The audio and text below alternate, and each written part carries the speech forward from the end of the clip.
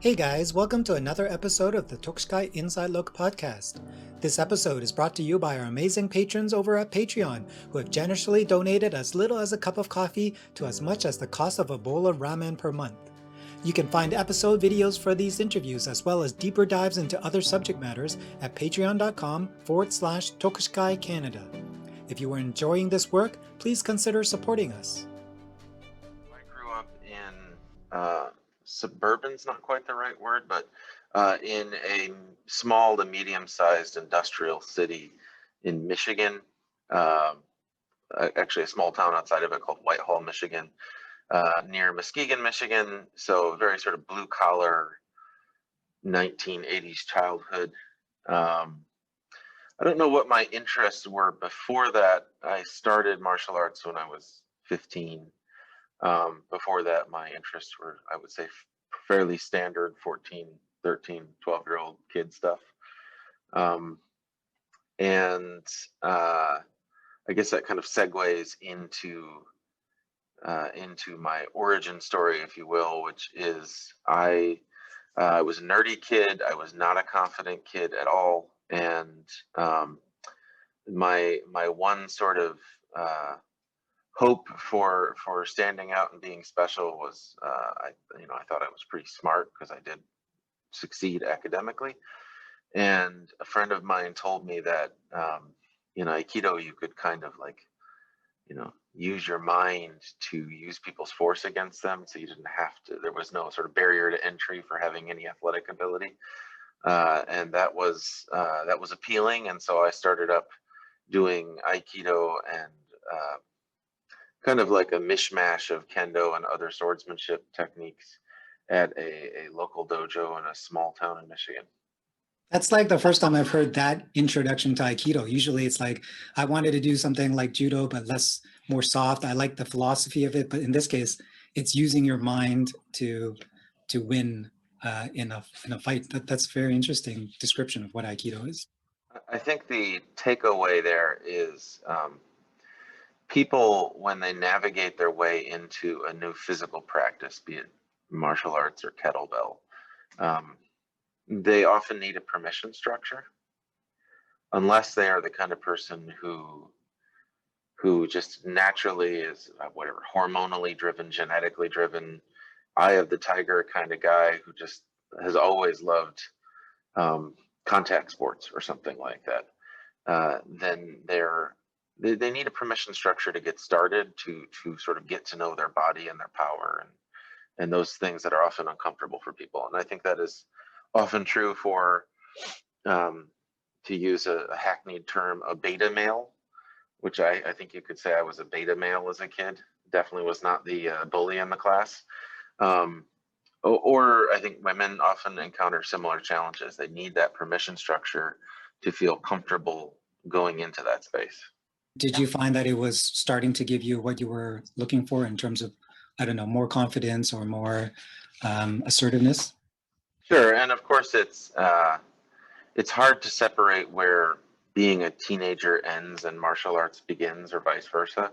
But absolutely, it became part of my personality, and I became a leader in that dojo, and developed a real sense of friendship and family, and it was definitely a significant source of positivity in my teenage years. So where did it go from there? Then I went to college. When I was in college, for lack of any particularly more interesting desire target for my career, I ended up studying Japanese.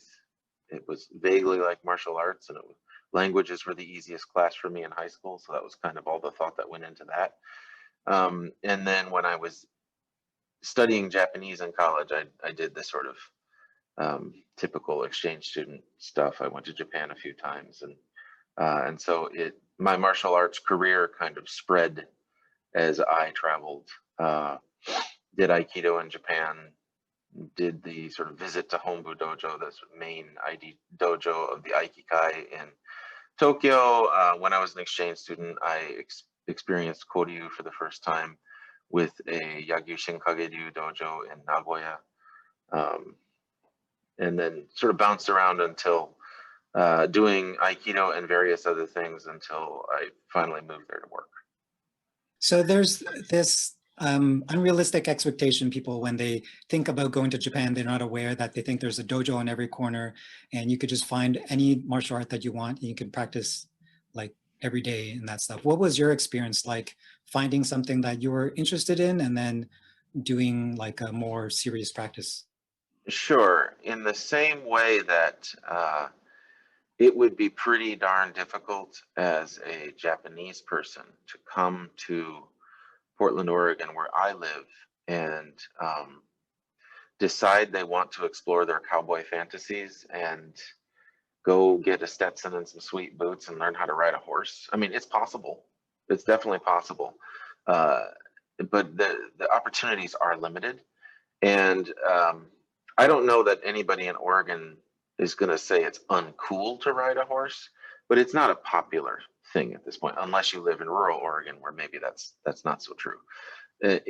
Japan has that maybe times three, in that people do martial arts somewhat.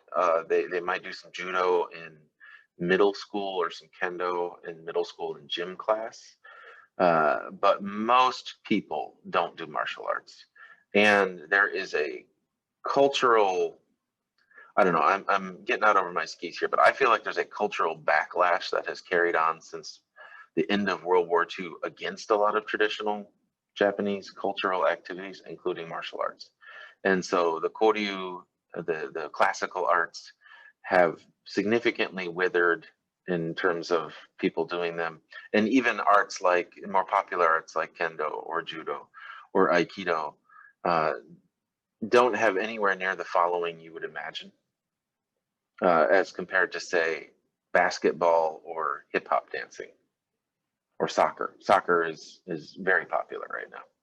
So to say you had to actually put an effort into finding something, and then was it easy getting into a dojo and starting to learn from a teacher? Did you have to convince anyone of anything or pull some strings?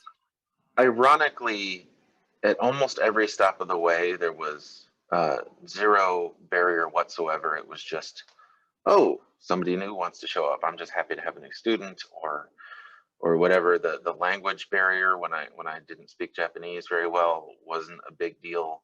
And one of the most exclusive dojos that I was in was the one in Nagoya, the Yagyu Shinkageryu dojo. But ultimately, that one as well, I came in as a guest of a friend, and so it was pretty seamless. All the way up until I met my current teacher, who is much more of the old school.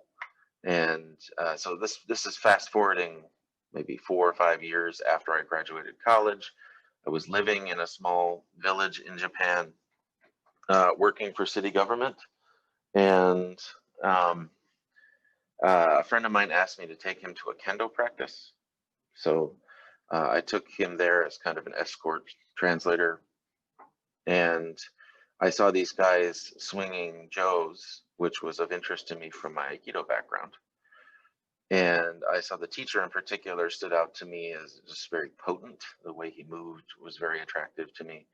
And so I went down, and the story has changed a little over the years because he likes to retell it. But I sat sat kneeling on the gym floor and observed the class. And then he came over and asked me what I wanted. And I said I was interested in learning, and he said, I don't like foreigners, which is not something people say out loud very often. And then he looked at me, and I looked back at him, and he sort of said, okay, come next week Friday. And that's about the closest thing to a real barrier that I encountered. For the most part, you can walk through the door in most places. What was it that convinced you to go back and pursue work in Japan?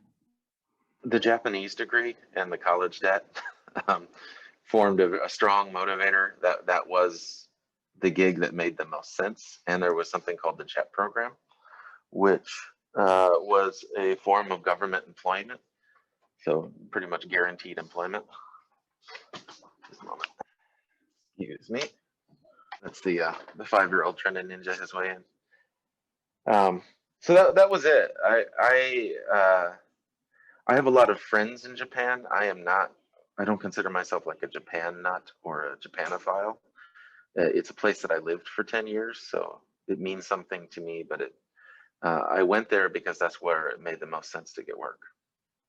And that's what I'm hearing more these days too. It's like you have an expectation of what Japan is. You think it's kind of mystical. There's the recreation as a tourist. It's all like fun and games. But when you get down to it, it's still just a place people live and work and stuff.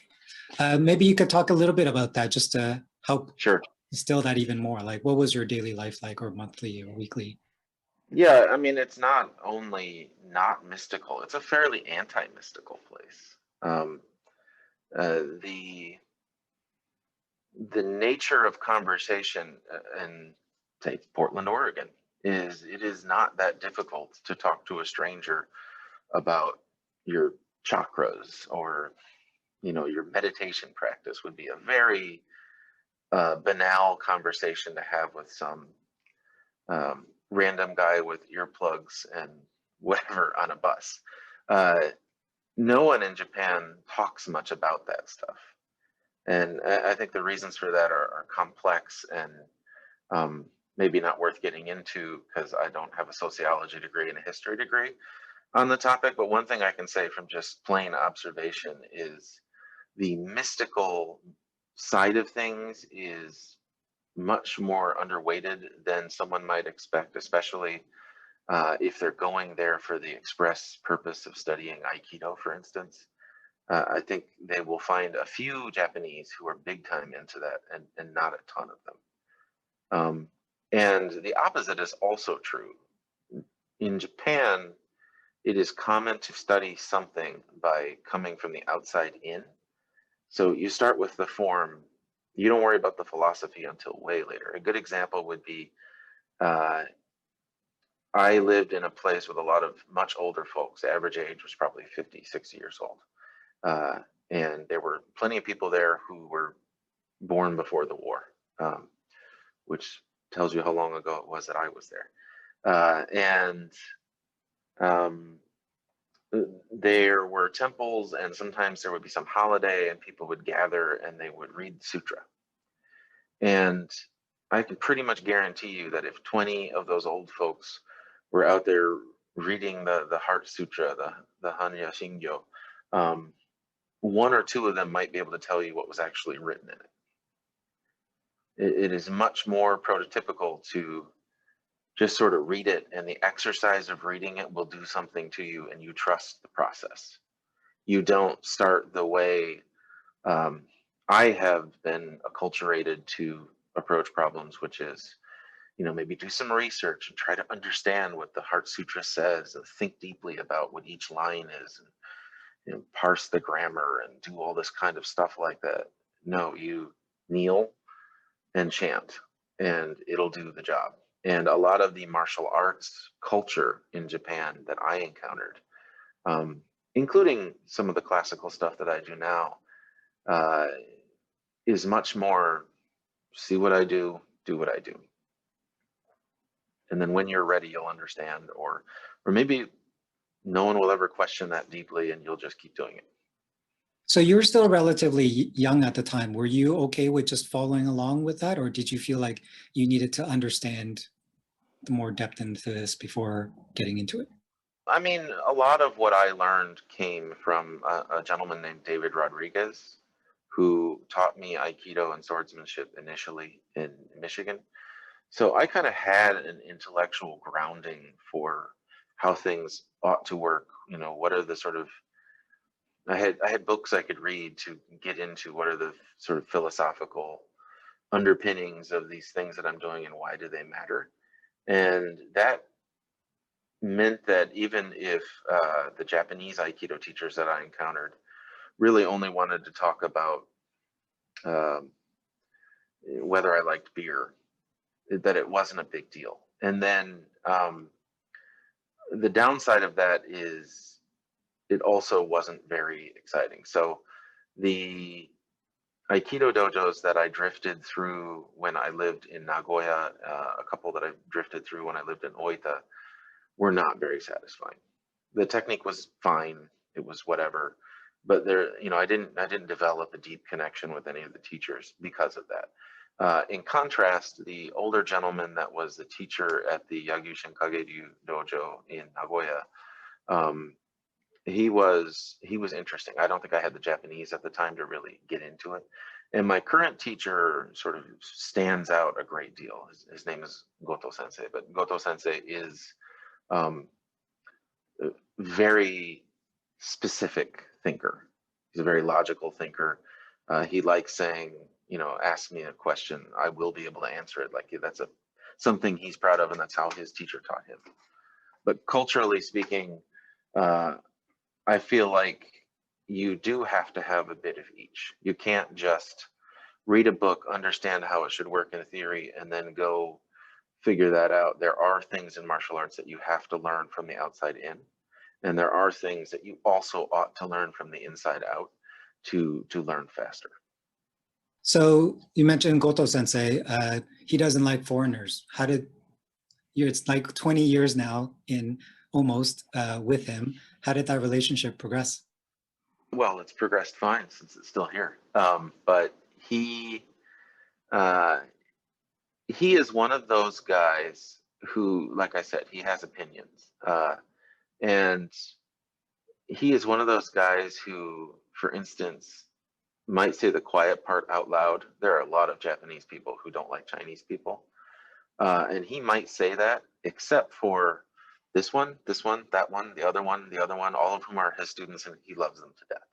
And that's just kind of the guy he is. He's sort of like your crazy uncle in that sense, that he's a very loving guy, which is also not super typical for Japanese people. He's effusive with his affection.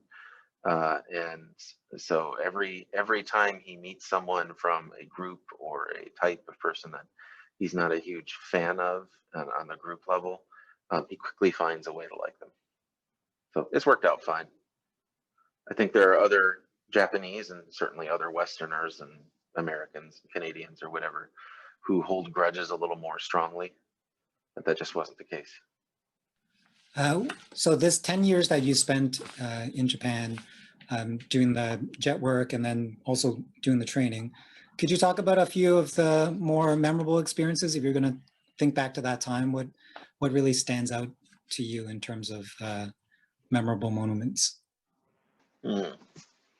So I lived for 6 years in a little village called Tsurumi, which was eventually gobbled up into a larger town called Saiki, which is all you would find on the map right now. But in the Saiki area, it was a combination of farming country and fishing villages, and a small semi-industrial city sort of in the middle of all that.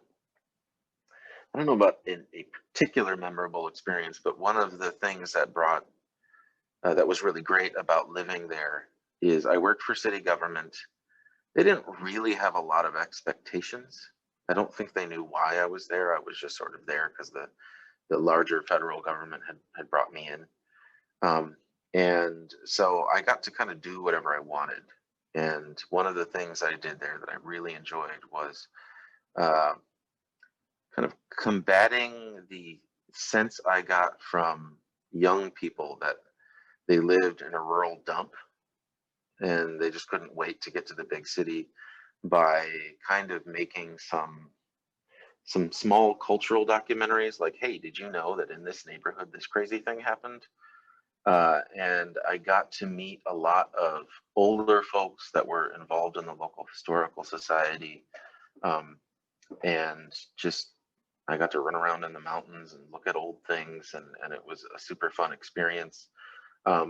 In Japan, because it is a language that uses some symbolic characters, kanji, every little sort of valley or hill has a name, and often those names are strange. And there was a place about, say, 8 minutes drive from City Hall, a little kind of jut out into the ocean called Hitodeuchi. And it was a strange name. And so I asked the historical person the historical society representative for that little neighborhood, what it meant. And we ended up doing a show where he took the available literature, which hinted at but was not explicit about uh, the possibility that a person had been shot. Shito is person, utsu is to shoot, had been shot up there because, and his theory behind this was that it was a spot known for boar hunting. So the daimyo would bring his retinue up into the mountains, and they had these stone walls they used to kind of keep the boars out of their fields. And then the villagers would all get dragged up in the mountain to act as, I think they're called beaters, where you're sort of making racket and chasing all the animals. And then these boars would get flushed and they would go running along the wall. And so the daimyo could sit there with his giant blunderbuss and wait for them and pow, shoot them as the boar came charging in for recreational purposes. And his theory was that, you know, a local resident had been shot there, and so that's why they called it that. You know, he had another neighborhood. He thought there was a Christian church that might have existed up in the hills when Christianity was illegal. Like all of those little, very local things are things that I treasure when I look back on living there. How did you produce that into something to show the students? Oh, like cable access television. So it was a local foreigner does Wayne's World about your town. That's very cool. Yeah, it seems like it's one of those things in any city. Like the tourists come and they're like, "Oh, this is so cool," but if you live there, you just don't appreciate what's there. Yeah, and you know, unlike Whitehall, Michigan, or Portland, Oregon, Tsurumi had people in there for like 400 years. So there's going to be some stories that are going to be interesting. What brought you back to the U.S.? Oh, I lived in Japan for 10 years, during which time I went from working for City Hall and kind of getting irritated by the glass ceiling to working for myself as a translator, and that was fine, but not really waking me up in the morning. And I met my teacher there, and that was great. But I think I just reached this point where Japan can be, for a big, tall, white guy like me, it can be a sort of a gilded cage. Like it's not a place that is going to challenge you day to day. You're not going to have a lot of rivals. That sounds strange. I'm trying to figure out a good way to express it, but you get too many free passes. First of all, everybody thinks you're better looking than you are, just because you're white. You know, like there are negatives to having privilege, and in a strange way, as a white guy in Japan, and that's less true now than it was then, those privileges are boring. So people thinking you're interesting just because you speak Japanese, if you're not a native-born resident of the United States and you have learned English as a second language, I don't think anyone would tell you that's interesting. Or if they do, it would be from genuine intellectual curiosity. They wouldn't treat it like it's some amazing feat. It's table stakes for being an immigrant to Canada or the United States that you learn to speak the common language. And in Japan, I was always going to be a foreigner. And after 10 years of living there and speaking Japanese well enough that people didn't know I was a foreigner on the phone, I still would have somebody ogling me and telling me how amazing it was I could use chopsticks.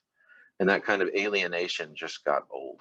So after 10 years, I looked for the right opportunity, and then I headed back west. So it's like a combination of not finding the challenges and also constantly being reminded that you are not from there, don't kind of belong in some ways. Yeah, I think that's a fair summary. What challenge brought you back? Actually, we haven't talked much about Jodo yet. Like, what was the practice like during those 10 years? Or 6 years, I guess. During the 6 years that I was in Oita, the last 3 or 4 of which I was with Goto Sensei. And then I moved to Osaka, and after that I was taking a ferry trip back once a month to practice with him. I mean, it was great. It's a tight-knit small dojo. It's a challenging place. I don't think it's a typical martial arts experience in Japan at all, in that Goto Sensei will personally challenge you. He will figure out where your buttons are, and he will push them until you stop being reactive, and then he'll find another one. And I don't think you experience that very often in Japan. That's not a accepted behavior in Japanese culture. Most of the rest of the practice I did was fine. Nice people, friendly people, polite people, clean people, orderly people, the things you would imagine. Plenty practice hard. In most of the arts I did not find a lot of competitiveness, but I've interpreted for Japanese MMA fighters who really had that eye of the tiger and were amazing individuals. So it's hard to generalize, but yeah, I don't know exactly where to take that. What part of the learning or the just general vibe of a dojo did you choose to bring back from Japan to incorporate in your American journey? This is going to sound sort of contradictory to what I was saying earlier, but it's the outside in parts. So as a fairly intellectually oriented person, I had read a bunch about traditional Koryu arts. I had practiced one already. I had all kinds of theories about how things worked, and I used those theories in my own practice. What it took me some years to figure out is the put your head down, do exactly as you're told, and trust the process part. And particularly what that means in Shindo Muso Ryu Jojutsu, which is the traditional version of Jodo, is there are a bunch of curriculums. So there's like sort of 6 sets of the primary Jo techniques. And the techniques, if you learn them on a superficial level, you could probably get through them in a year or two. But there are certain techniques for which the primary purpose is just to get you to the point where you can go into a squat from a certain angle. Like they're foundational pieces. And once you have gotten there, then the techniques before it and after it will work differently for you, because now you have the legs and hips and sort of awareness of your lower body to move differently. And there's a danger in going too far too fast, because then when you have to go back and try to build the legs and hips, you've got all kinds of bad habits and bad thinking and a bad way to experience the techniques that you have to like scrape all that bad paint off to repaint the foundation. And so what I learned was to be more cautious, to share less, to figure out whether a student was blocked because they didn't understand something or because they needed to put more work in until they could feel it intuitively. Yeah, I really like the way that you worded that description, is because normally when we think about comparing, I don't know, Western versus Eastern teachings, they say, listen to the teacher without a complaint, without asking why, and trust the teacher. But in this case, you said, do what they say, trust the process, because that's kind of what they're trying to say. Like, they're not telling you to do something because they want to tell you to do, they want you to listen to them. There's a method to the madness, I guess, in some ways, as long as it's a good teacher. That's a huge caveat, because I also went through a bunch of dojos where they just weren't thinking. I honestly don't think they could tell you why something worked. And Goto Sensei is a combination of both. The difference being, once you've done 20 repetitions, really thoughtful repetitions, and you're starting to get it in your body, a new weird question will percolate up. And you'll be thinking, okay, well, if I move my feet like this every time, wait a minute, should I be leaning in to see if I can shoot a little farther, or should I maybe even lean back? Oh, that's a weird thing. Now that I'm leaning back, somehow I'm able to jump forward farther. Wait, am I onto something here? And then you take that to Goto Sensei and you show him, and he sees that you figured it out. He sees that you figured out that leaning back actually helped you jump farther. And then you come to him and you say, I think it's because I'm leaning back. And then he says, no, it's because you engaged your abdomen or like some other like thing. And you're like, oh, and the light switches on. And then he gives you the next challenge, and it becomes a Socratic method of questions driving answers. It's so interesting too, because yeah, we're doing this physical art and there's things that our body needs to learn, but these times that really give you motivation to continue is when something intellectual clicks in your head and you're like, whoa, I just learned something new, I figured something out.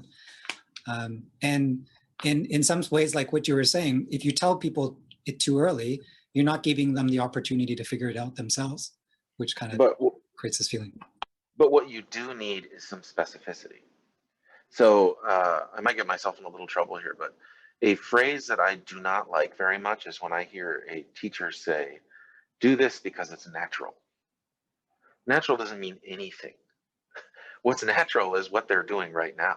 And it might not be very efficient and it might not be very good, but it's natural to them. So I would much rather hear, cut at this angle, or when you find parameters that you can measure against, that you can test against.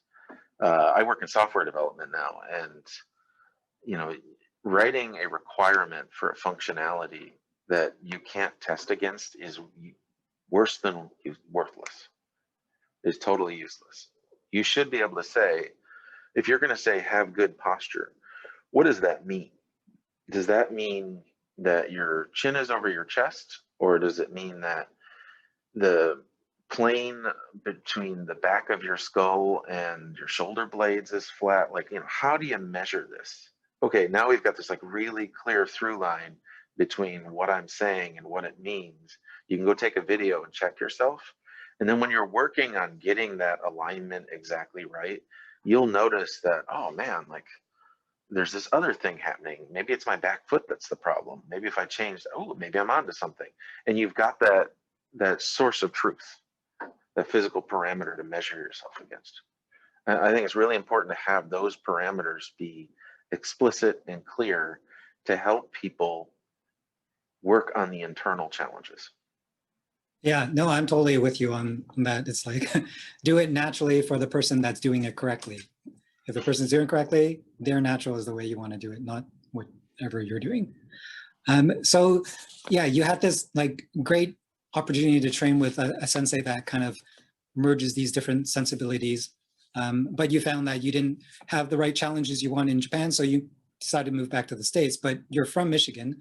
Talk about how you ended up in Portland and what you're trying to create there. Sure. My wife at the time wanted to go to UBC, University of British Columbia. So I moved with her to Vancouver, Canada. And there wasn't a lot more to it than that. The reason I'm in Oregon now is on the way back through, I had a friend from Oregon living in Oregon, and we stayed here for 5 weeks. And it was just like, sometimes you live in a place and it's the place. And I really like living here. I like the culture here. I like the environment. That's kind of how I ended up here. So continuing your Jodo practice, you were used to just going to the dojo. There was a sensei there. Now coming back, you're one of the more senior practitioners. You have to start creating stuff. That seems to be a natural thing for you, kind of entrepreneurial, but you still had to do something. Talk about what you had to overcome and what you had to create. So my martial arts life goes in kind of maybe 3 or 4 phases. So there's the Aikidokai in Japan phase that a lot of people have had.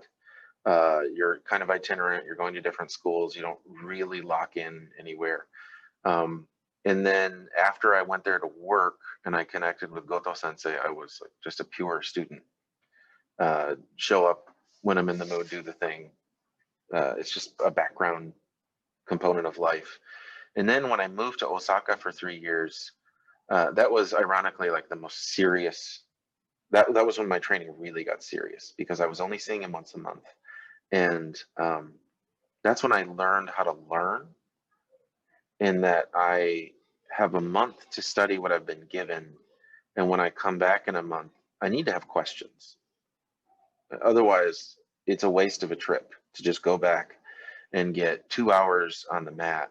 That doesn't do much. I'm not going to make progress. So instead, that's when I started to own my own process, have learning goals, figure out, okay, Goto Sensei said that for my posture to be correct, my ears should be above my shoulders should be above my hips.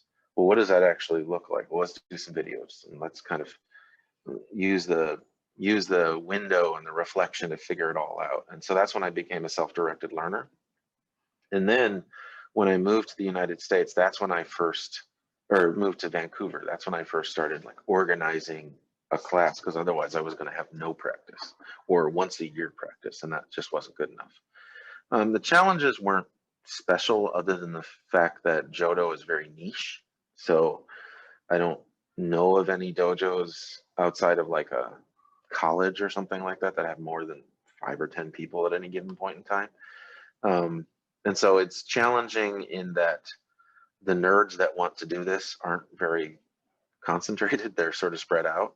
And it's involved a lot of travel over the years. Now I teach directly or indirectly people from Vancouver, Canada to Mexico City, just in various places. And for a couple of years there, I was doing a lot of traveling, but that's also fun. So it is what it is. The main thing to me is, I guess there's 2 challenges in this sort of latter end of my career. One is keeping a healthy, thriving dojo, keeping everybody challenged, feeding out information in a way that allows them to experience what I experienced, not just core dumping on them every time I see them, because I'm happy to see them. And the other part would be, because I am a big fish, I'm essentially the biggest fish in the Jodo pond in terms of rank in the United States. I think it's a challenge for martial arts teacher to take very seriously, not letting your ego get ahead of you. Particularly if you are in a federation and you get titles and people admire you, then you really need to keep yourself more honest than your lowest level student does.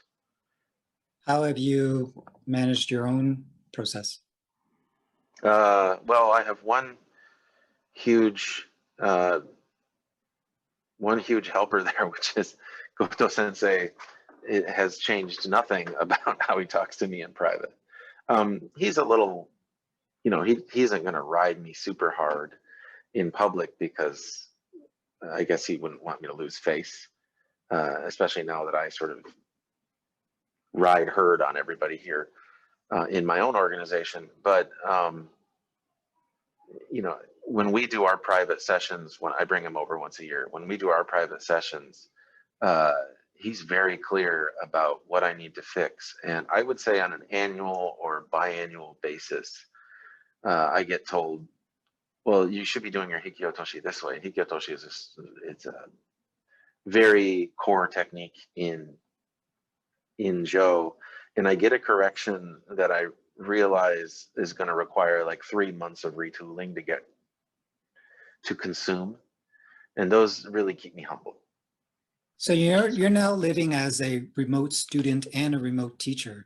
What are some of the overall principles, or just a broad view of how do you manage something like this for others in a similar situation?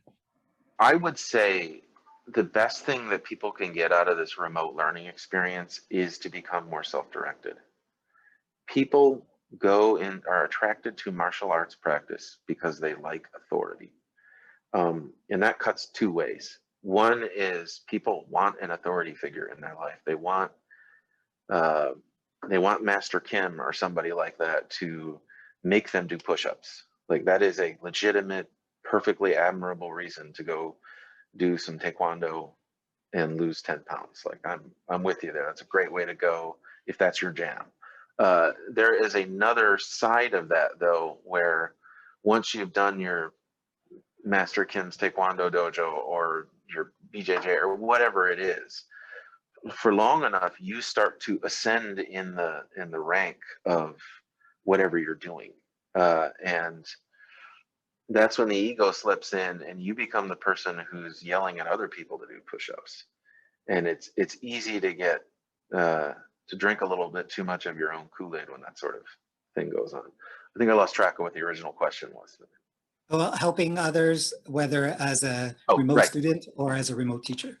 right. Sorry. So the remote component of that is you now have authority, and what you need to do is help people learn to be self-directed learners by giving away that authority in a very intentional way. So a good example, somebody sent me a video and they wanted corrections. And so they're not even my student. They CC'd their teacher. It wasn't anything weird, but so I wrote them a bullet point list of 20 corrections. And all of those corrections are, I want to see this at 45 degrees, you know, they're testable corrections. And then they sent me another video, and then I told them that what I wanted was a list of their learning goals. And as a remote student, remote teacher relationship, you are in a position to demand that sort of thing in a way that you're not in a position to do in class. In class, I can't correct your posture, you know, walk over to you and like sort of push your chest and your back and get everything all lined up, and then ask you to show me your notes because you're busy sweating and so am I.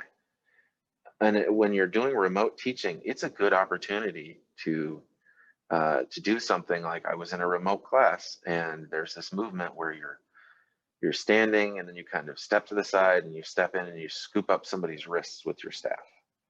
And I put tape on the floor to show a T or a cross to help people orient their feet correctly. And if somebody sends you a video, you can say, correct this thing, and next time put markings on the floor. And then do this 20 times and tell me what you're thinking.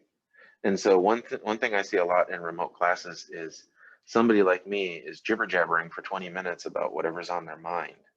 I think in a remote class, to both keep it engaging and useful, you should be putting something out there and then asking people how it felt when they did it, asking them probing questions like, okay, so I've asked you to step out onto the x-axis and then, you know, bring your front foot up, or your other foot up to the y-axis or whatever it is. Which part of your foot do you think should be on the ground at this point and why? And then sort of get them to kind of think and break free of the sheeple mode that people get into. So this line of thinking that you're very intentional in how you're helping others build up their own practice, and even in the remote areas, their own communities. And sometimes for some people, I think that they learn that through just watching others in the dojo and they start contributing. But in your case, it seems like even when you were at the small town, you were already looking at how do you help other people be more engaged in their community, think about their community more. How does that kind of interaction with that kind of mindset, and what are things that you're also doing, like, or you think about in your city or in your town or more broadly?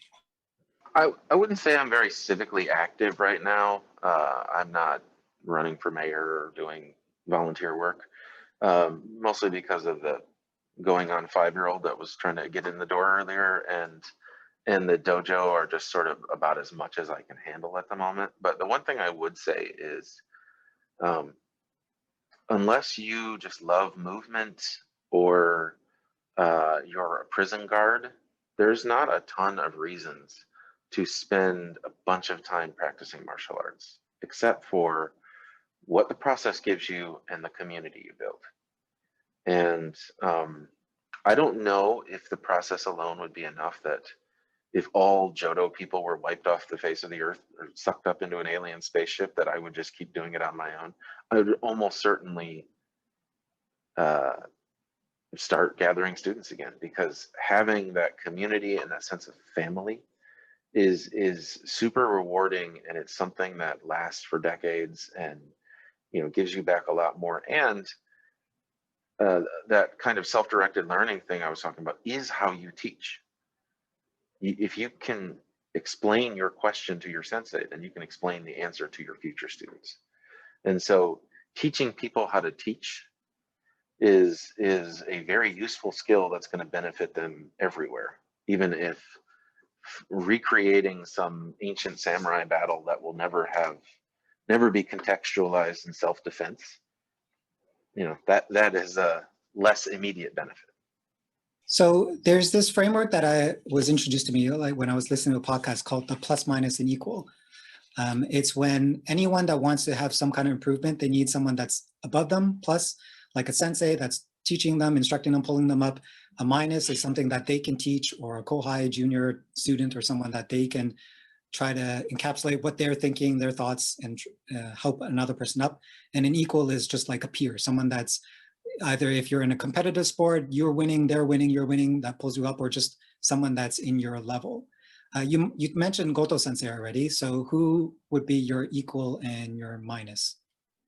That's interesting. I guess what I would say, especially given how remote everything is that I don't want one person to be my plus or my minus or my equal. I want parts and pieces of that all through each person that I interact with.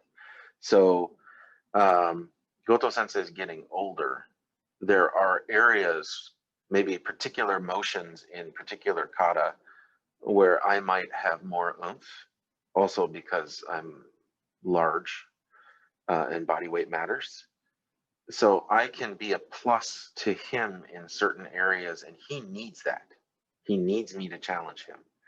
It is my job to get better than him as fast as possible. It is his job to help me get better than him, but not actually let me get better than him. And so where, you know, he needs me to be an equal and a plus occasionally, and realistically, you know, I'm a minus most of the time. And I see that with my students, and I often find that with even very new students. They challenge you, they just challenge you in different ways. And I practice traditional martial arts. You know, we are not putting on gloves and getting schooled often enough to stay humble. And so I think that is a really important thing to keep in mind. It's really easy to lose sight when there is a social taboo against embarrassing the sensei. Oh, I really love that answer. I'm going to start actually asking the question that way. Not necessarily 3 people that are plus minus equal. Is there one person? Because yeah, that's very insightful in an individual. So approaching this, closing to the end of the interview, I have some rapid fire questions, so kind of Sure. shorter ones that are more fun.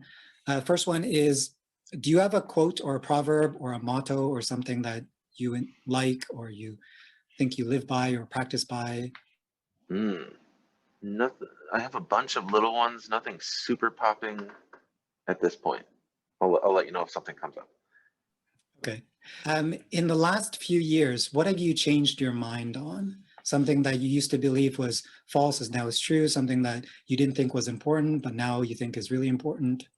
One thing I have come around to is a much deeper appreciation of conditioning, in part just because I'm 42 and I'm getting injured, and you know, I'm just realizing how much better I could be if 20 years ago I had started working harder on building like the flexibility and the other things that go along with, you know, doing yoga or whatever it is you're going to do. And so that has helped. I mean, it's 2020, so what have we not changed our minds on? But I think I have, I think I've lost faith in how easy it is to change people's minds. I used to think you could argue people into things more. And then I changed my mind to believing that wasn't true, and now I'm confused again on it. So that's an area I've been thinking a lot about. How easy is it to change people's minds? It seems it definitely is a lot easier to change our own minds than it is other people's. What is an item that you purchase for less than $100 that you find a lot of happiness or joy or value in? One question. So many things because I like cooking. Less than 100. I will say they're called chef's press. It is a think 8-ounce piece of steel that you put on a steak or whatever it is to kind of press it against the metal of the pan. And they're super convenient and easy to use, and you get much better Maillard reaction, much better browning. Is it shaped like those cement kind of layers, or like with this handle, but it's like flat? Yeah. And they're a little expensive for what they seem to be, but they're totally worth it. So I don't know. Chef's Press didn't pay me to say that, for the record, but they're great little toys. Cool. Next question is, speaking of cooking, what is your comfort food? Tough one. I like eating new things. New things make me happy. So the thing that would make me excited about eating it is something I've never had before. Particularly, I like offal, OFFAL. Stuff like that always makes me a little happy. Well, the first thing that comes to mind is Rocky Mountain oysters. Yeah, I wouldn't say no necessarily to Rocky Mountain oysters, but that strikes me as one of those things people eat on a dare. Yeah, okay. And then the last one before we wrap up, if someone were to log into your YouTube account, YouTube recommends videos based on what you most commonly watch. What would YouTube recommend to you?